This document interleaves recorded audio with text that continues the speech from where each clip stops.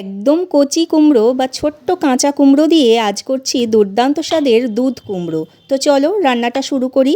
এই দুধ কুমড়ো বানানোর জন্য ছোট্ট একটা সাইজের কাঁচা কুমড়ো নিয়ে ছোট ছোট টুকরো করে কেটে নেব।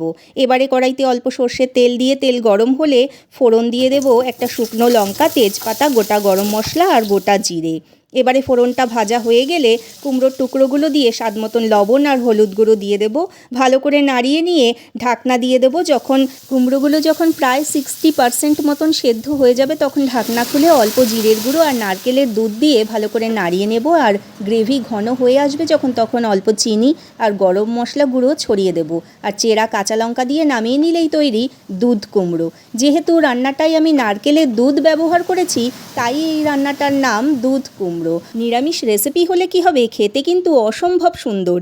রান্নাটা করে দেখার অনুরোধ রইল। আজ তাহলে আসি, ভালো থাকবেন, সুস্থ থাকবেন, টাটা।